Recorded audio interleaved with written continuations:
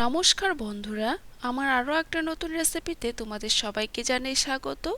আজকে আমি তোমাদের সঙ্গে শেয়ার করব আলু পেটিস।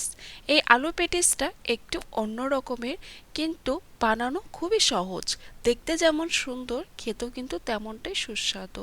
তোমরা ঝট করে বানিয়ে বাচ্চাদেরও টিফিন দিতে পারো বা নিজেরাও করে খেতে পারো। তো আলু পেটিসটা বানানোর জন্য এখানে আমি 1 কাপ ময়দা নিয়েছি, আর দিয়ে দিলাম হাফ চামচ নুন। তারপর দিয়ে দিলাম 2 চামচের মতো সাদা তেল। তেলটা দিয়ে আমি হাত দিয়ে এই সবগুলো ভালো করে মেখে নেব। এই সবগুলো যত ভালো করে মাখবে, আলু পেটিসটা ততই ভালো হবে আর খেতেও ভালো লাগবে। তো এইগুলো আমার মাখানো হয়েছে কিনা সেটা বোঝার জন্য আমি হাতে এইভাবে মুঠ করে নিলাম। দেখো কত সুন্দর দলা ধরে আছে, তার মানে মাখানোটা পারফেক্ট হয়েছে। তারপর আমি নর্মাল জল দিয়ে একটা সফট ডো তৈরি করব।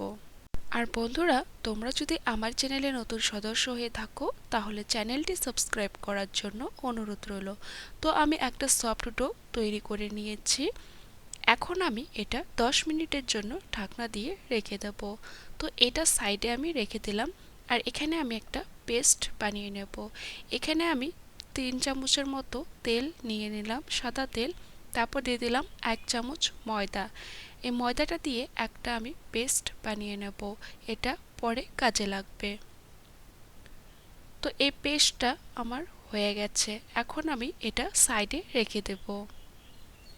আর এখানে আমি 3টে মাঝারি সাইজের আলু কেটে সেদ্ধ করে নিয়েছি। এই আলুটা এখন আমি ছেনে নেব। তোমরা চাইলে গ্রেটার দিয়েও গ্রেট করে নিতে পারো। আর বন্ধুরা, এই আলু পেটিসটা বানানো খুবই সহজ। বিকালে তো চায়ের সাথে খুবই জমে যায় এই আলু পেটিস।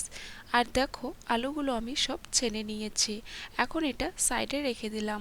তারপর চুলায় কড়াইয়া বসিয়ে দিয়ে কড়াইয়ে তেল দিয়ে আমি একটা কুচনো পেঁয়াজ দিয়ে দিলাম। তারপর দিয়ে দিলাম 4টে কাঁচা লঙ্কা, পাকা লঙ্কা কুচি। তারপর এখন আমি এই পেঁয়াজগুলো একটু লাল করে ভেজে নেব। পেঁয়াজটা লাল করে ভেজে নেওয়ার পর আমি সেই সেদ্ধ করা ছানা আলুগুলো দিয়ে দিলাম। তারপর দিয়ে দিলাম স্বাদ মতো নুন আর হাফ চামচ রং গুঁড়ো। এখন আমি এই আলুটাকে একটু নেড়ে চেড়ে নেব। ফ্লেমটা কিন্তু আমার মিডিয়াম ফ্লেমে রাখা আছে। মিডিয়াম ফ্লেমে রেখে এই আলুটা ভাজতে হবে। তো এগুলো আমি নাড়াচাড়া করে নেওয়ার পর এখানে আমি দিয়ে দিলাম 1 চামচ আদার পেস্ট। আদার পেস্টটা দেওয়ার পর আমি নেড়ে চেড়ে 3 থেকে 4 মিনিটের মতো এই আলুগুলো ভেজে নেব। বেশি ভাজার দরকার নেই, হালকা করে ভাজলেই হয়ে যাবে। আলুগুলো ভাজা হয়েছে, এখন আমি নামিয়ে ঠান্ডা করে নেব। আর এইদিকে আমার 10 মিনিট হয়ে গেছে। ফিরে এসেছি 10 মিনিট পর। তো 10 মিনিট পর দেখো ডোটা কত সুন্দর সফট হয়েছে। এখন আমি আরও একটু মেখে নেব। 2 মিনিটের মতো মেখে নেওয়ার পর আমি ডোটাকে একটু লম্বা করে নিচ্ছি। এখন আমি লেচি কেটে নেব। এখানে আমি 4টে লেচি করে নেব।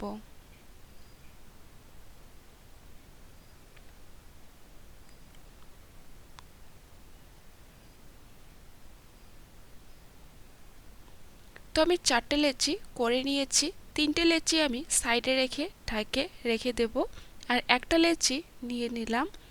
এখন আমি এই লেচিটাকে বেলে নেব। যতটা সম্ভব এই লেচিটা পাতলা করে বেলে নিতে হবে। তো এইভাবে আমি 4টে লেচি বেলে নিয়েছি। এখানে নিয়েছি একটা রুটি।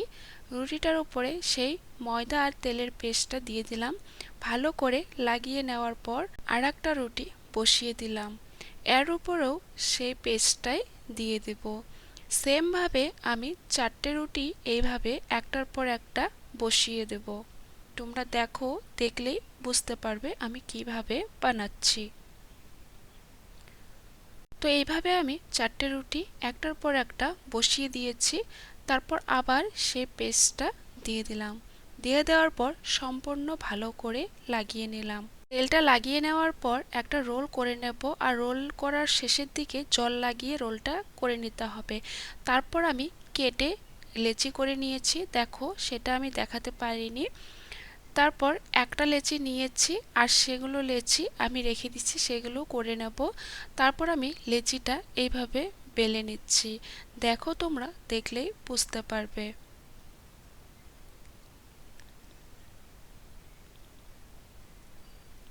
লেচিটা বেলা হয়ে গেছে। তারপর আমি সেই আলুর পুরটা দিয়ে দিচ্ছি মাঝখানে। এই আলুর পুরটা যত বেশি করে দিবে খেতে ততটাই ভালো লাগবে। তারপর আমি এই রুটির সাইড দিয়ে জল লাগিয়ে দিচ্ছি, যেন ভাজার সময় না খুলে। জলটা লাগিয়ে দেওয়ার পর এখন আমি পল্টে নিচ্ছি, দেখো। তো এইভাবে পল্টে নেওয়ার পর সাইড দিয়ে ভালো করে চেপে চেপে দিতে হবে, না হলে ভাজার সময় খুলে আসবে। তো এইভাবে আমি চেপে চেপে দিয়ে দিলাম। তারপর আমি এখানে একটা কাঁটা চামচ নিয়ে নিয়েছি। সেই চামচটা দিয়ে আমি সাইডে ডিজাইন করে নেব। এইভাবে আমি সবগুলো লেচি বেলে নেব। বেলে এইভাবে আলু পেটিস করে নেব।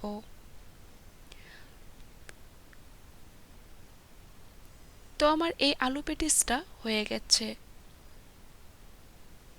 দেখো কত সুন্দর হয়েছে দেখতে, কত সুন্দর লাগছে এই আলু পেটিসটা। তো এইভাবে আমি সবগুলো আলু পেটিস করে নিয়েছি। এখন আমি ভাজবো। তার জন্য চুলায় কড়াই বসিয়ে দিয়েছি, দিয়ে দিয়েছি তেল। তেলটা গরম করে নিয়ে ফ্লেমটা কিন্তু লতে রাখতে হবে। তারপর আমি দুটো পেটিস দিয়ে দিলাম। এক পাশে হওয়ার পর তারপর উল্টে দিয়ে ভেজে নিতে হবে। তো এইভাবে উল্টাপাল্টা করে পেটিসগুলো ভেজে নিতে হবে। আর এই আলু পেটিসটা বানানো খুবই সহজ। তোমরা তো ঝট করে বানিয়ে খেতে পারবে, আর বাচ্চাদেরও এভাবে টিফিন দিতে পারবে। বাচ্চারাও খুব মজা করে খাবে, খেতে খুবই ভালো লাগে। তো এই আলু পেটিসগুলো আমার ভাজা হয়ে গেছে, আমি একটু লাল করে ভেজে নিয়েছি। এইভাবে সবগুলো আলু পেটিস বানিয়ে নিয়েছি, দেখো কত সুন্দর হয়েছে। তো এই আলু পেটিসের রেসিপিটি ভালো লাগলে লাইক, কমেন্ট, শেয়ার অবশ্যই করো। এরকম নতুন রেসিপি দেখার জন্য চ্যানেলটা সাবস্ক্রাইব করো।